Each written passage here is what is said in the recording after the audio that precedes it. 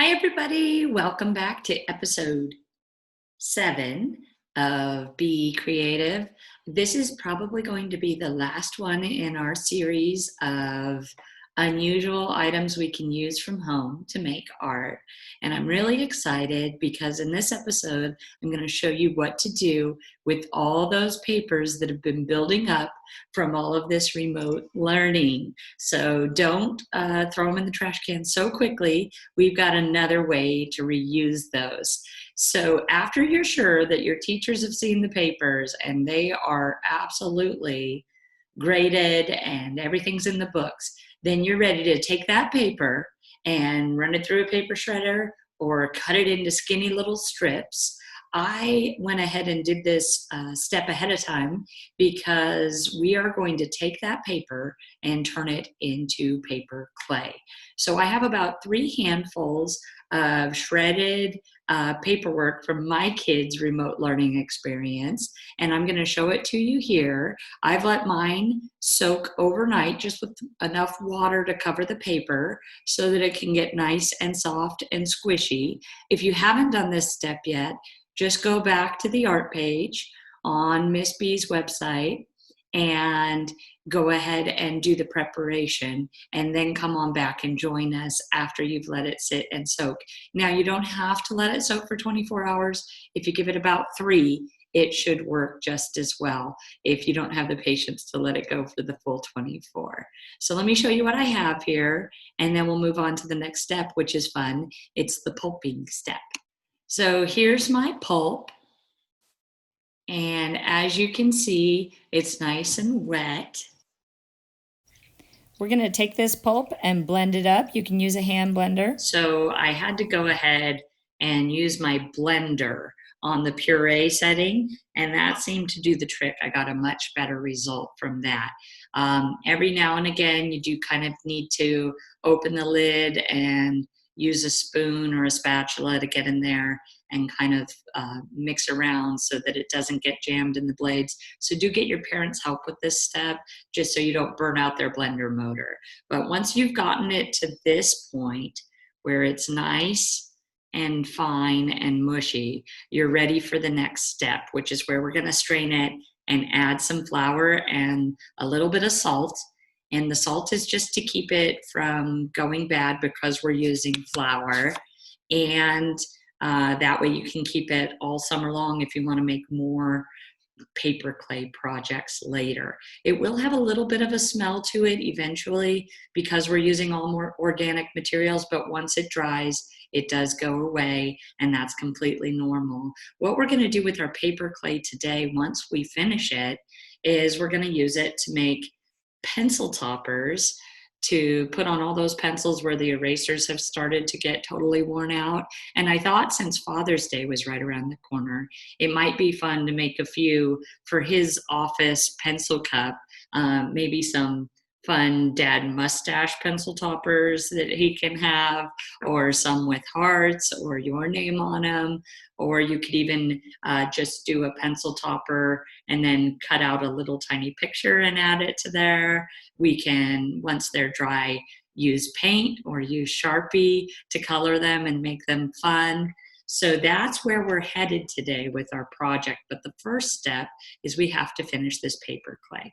So like I said, I've got the pulp here.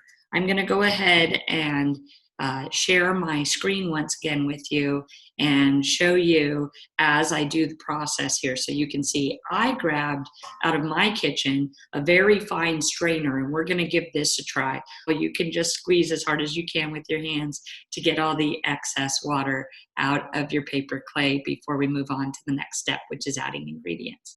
Okay, so I've got my pulp, I've got my bowl, and I've got the bowl underneath me. I'm just going to grab my paper clay in handfuls here and put it into my strainer.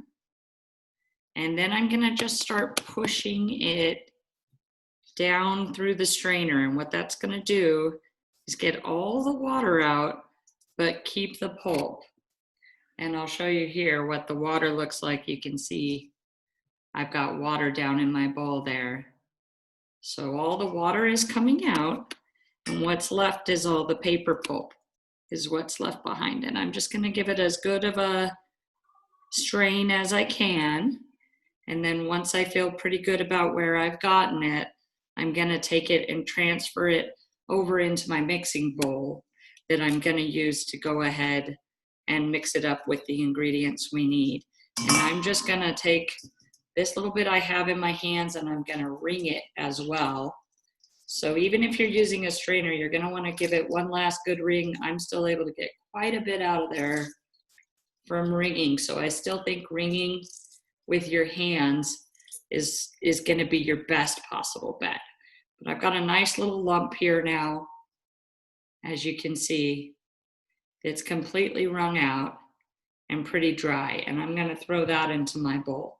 Now, I could continue going, and I recommend you continue going and doing the entire paper pulp that you made and prepped. But for our intents and purposes, I'm gonna put that off to the side. I'm gonna grab just this little ball of paper that we started with, and I'm just gonna show you the process of turning this into the paper clay. So I'm gonna grab a little bit of flour here, and the approximate measurement is 1 part flour to 4 parts of your paper pulp. But for our intents and purposes, we're just gonna add a little flour and begin to work it into the mixture. And what you're looking for here is you're just looking for it to be at the point where you can work it and mold it like clay. So I'm just gonna start working that through. And if there's a little moisture left in your paper, that's actually not a bad thing, because a little bit of the moisture will cause everything to mix together for you. I'm gonna add just a little bit of salt so I don't forget. And this is not an exact measurement either. It's just a little sprinkle over the top of your mixture to keep it from going bad if you're gonna use it and store it and keep it for a while. If you can shape something out of it, you have it at the point you need it to begin working with it as a clay. And so I'm kind of feeling like mine's crumbling apart a little bit too much. I'm actually gonna go back and add just a little bit of water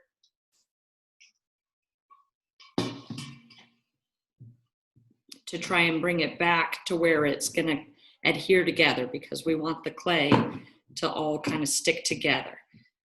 A real good test, if you can get it and make a really good ball out of it, and when you roll it, it doesn't fall apart, that's a real good test. So mine's still falling apart. I'm gonna keep going here, adding a little more water. You can add more water, you can add more flour, you can add more paper pulp.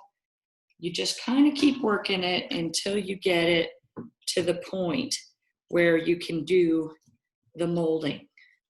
And once you've gotten it to that point, you're ready to put it into a Ziploc bag for later, or for our steps today, you're ready to take it and mold it into a pencil topper. Okay, now it's starting to stay together when I go to work with it. So that's what we wanted. We wanted that texture.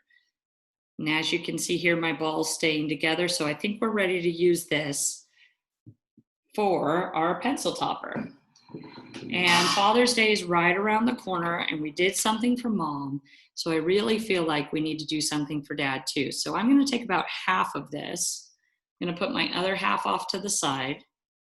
And what I wanna begin to try and make is a little silly mustache. So I'm gonna poke my pencil in there, and I'm gonna just start taking the paper clay and forming. Now, as it dries, you're gonna wanna let it dry with the pencil in there. Mine's kind of breaking apart a little bit, so I'm gonna go back to the squeeze step, try and squeeze a little bit more. If you're having a hard time making anything too large, you can just wrap the clay around the pencil like this and make cute little animals. And this is a good place to start. You just pinch off the little ears, and then the true detail comes when you come back after it dries and you're able to add your painting and your details. So this could become a cute little kitty, I could add a little tail on there. But what I really want to try and accomplish is a mustache today, because I think that would be fun for Dad to have a pencil mustache that he could hold up, or a couple in a pencil cup. I think that would be fun if Dad works at an office, and I'm sure that would be the talk of the office if he had pencil mustaches that his kids made him. So I'm going to kind of keep playing here with trying to make a mustache. And once I think I have it where I want it, I think I'm going to poke the pencil through it. And then I'm going to set it off and let it dry, and we're going to see what we get. And really the trick to this is all in the consistency of your clay. And if you have to, don't be afraid to go back and add more flour and keep going until you get it to a point where you can work with it. Now, this isn't going to look like much until after it dries, and you're going to want to let it dry with the pencil in there, because the paper clay will contract as it dries, and you don't want it to get smaller than the pencil, and then you can't get your pencil back in there. So you do want to keep it with the pencil as it dries. But basically, when this dries, what we'll have is we'll have a fun little pencil mustache that Dad can hold up there to get a laugh out of his office buddies. So I want you to play with doing a couple of these. You can do the mustaches, you can do hearts, you can do animals, just about anything you can think of. If you have a favorite thing, you can customize your pencils and make them all your own. If you don't want to do it as a pencil topper, you can just take the paper clay and mold it into whatever you'd like. You can make bowls, you can make just about anything you can think of. It doesn't hold up quite as strong as regular clay, so smaller items are going to be better unless you want to create some sort of a wire structure or other type of structure to put it around. But it will air dry for you. Once it dries, you can go back, you can use Sharpie, you can use paint, and you can color it and make it into your very own paper clay creation, and you'll never again have to feel like you're out of clay. You can make it right from home with the supplies that you have right in your kitchen. So good luck with this. I hope you have a lot of fun. As always, send me your pictures. I'll put them up on the gallery wall. I can't wait to see what you create. I love you, miss you, kiss ya.